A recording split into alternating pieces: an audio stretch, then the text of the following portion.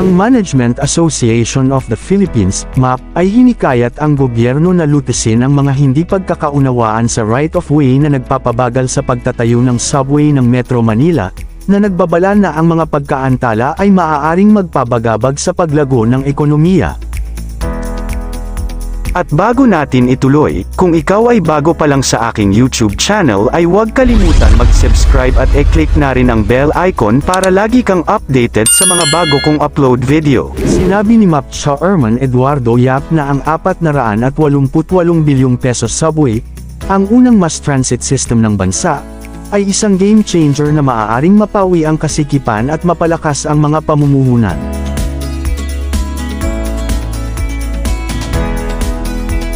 Gayunpaman, ang mga right-of-way na issue, lalo na sa Pasig, ay nagbabanta sa 2028 na target na pagkumpleto nito.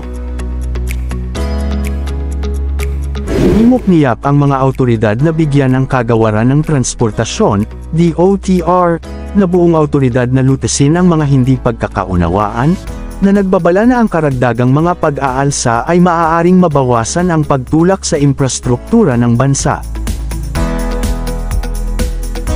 Ang Metro Manila Subway, na sinusuportahan ng pagpopondo ng Hapon, ay isang pangunahing proyekto sa programa ng infrastruktura ng gobyerno na naglalayong mapabuti ang kadaliang kumilos sa kapital, kung saan ang kasikipan ng trapiko ay nagkakahalaga ng bilyon.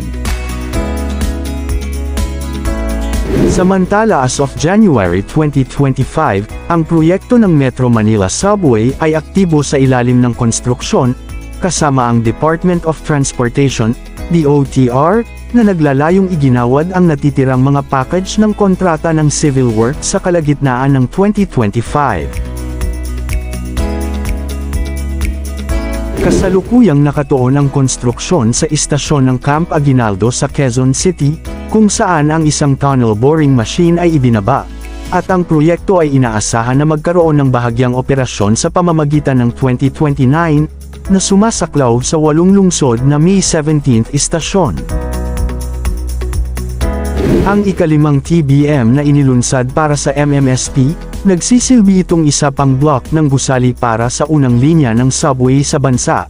Ang MMSP Phase 1 ay ipinatupad kasama ang Official Development Assistance ng JICA, ODA, at inaasahan na maging isang game changer na makakatulong sa pagtugon sa mga problema sa pampublikong transportasyon at pangmatagalang mabibigat na kondisyon ng trapiko sa Metro Manila sa pagkumpleto nito.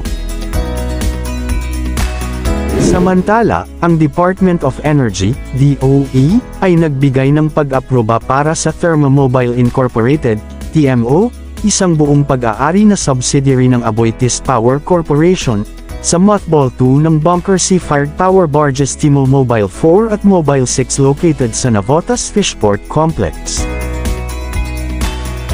Sa isang pagsisiwalat sa Philippine Stock Exchange, kinumpirma ng Aboitiz Power na ang TMO ay nakatanggap ng isang liham para sa kumpirmasyon, LOC, mula sa DOE, na pinapayagan ang pansamantalang pag-decommission ng 2 floating barge na epektibo noong February 14, 2025. Inaasahang babalik ang mga barge sa serbisyo by February 1, 2027. Ang desisyon sa Mothball TMO Mobile 4 at Mobile 6 ay dumating bilang tugon sa mga hamon sa teknikal at komersyal na pumipigil sa kanilang buong paggamit at patuloy na ligtas at mahusay na operasyon.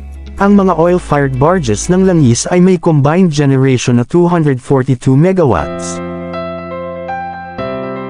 Sinabi ng Aboitiz Power na ang lahat ng kinakailangang mga abiso ay ipinadala sa mga pangunahing regulatory bodies at mga stakeholder, kabilang ang independenteng operator ng merkado ng kuryente ng Philippines Incorporated.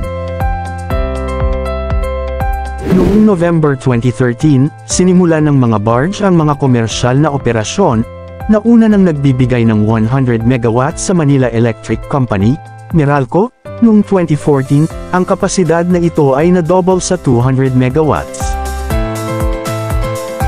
Binibigyang diin ng Aboitiz Power ang kahalagahan ng kakayahang umangkop sa pagpapatakbo ng TMO, na napansin na ang mabilis na kakayahan ng pagsisimula ng planta nito ay ginagawang isang mainam na tugon sa mga kahilingan ng Luzon o emergency na energy.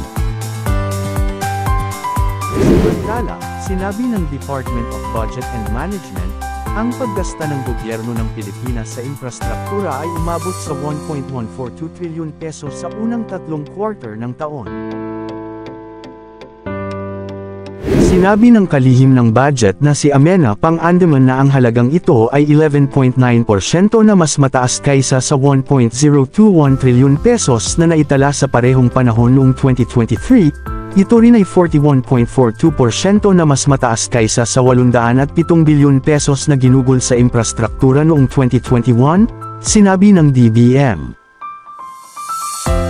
Nabanggit din ni Pang-Andaman na ginugol ng gobyerno ang 575 bilyon pesos sa infrastruktura noong 2020 sa panahon ng taas ng pandemya, at 911.6 bilyon pesos noong 2022. Ang kasalukuyang paggasta ay kumakatawan sa 75.6% ng kabuuang paglalaan para sa infrastruktura, na itinakda sa 1.510 trilyon pesos para sa taong ito. Ang gobyerno ay nagbabangko sa paggasta sa infrastruktura upang mapalakas ang paglago ng ekonomiya ng bansa at mahit ang 6 hanggang 7% na rate ng paglago ng target para sa 2024. Pagpapalawak ng GDP subalit pinabagal ang IO 5.2% sa ikatlong quarter bilang isang serye ng mga likas na kalamidad na nagdulot ng malawak na pinsala sa agrikultura, nag-ambala na turismo at iba pang mga serbisyo, at nagdulot ng pagkaantala sa mga proyekto sa konstruksyon. Sinabi ni Pang-Andaman na ang bansa ay nasa track upang matugunan ang mga target na paglago nito ng 5 hanggang 6% na paggasta sa infrastruktura sa ilalim ng medium-term na fiscal framework. Ang ilan sa mga proyektong pang-infrastruktura na pinondohan ng gobyerno na kasalukuyang nasa ilalim ng konstruksyon ay ang Metro Manila Subway, ang North-South Commuter Railway at ang Kaliwa Dam. Ang iba pang mga pangunahing proyekto sa infrastruktura na pribado na pinamunuan o may pribadong pakikilahok ay ang LRT-1 Cavite Extension, ang MRT-7, ang NAIA Rehabilitation Project at ang Bulacan International Airport.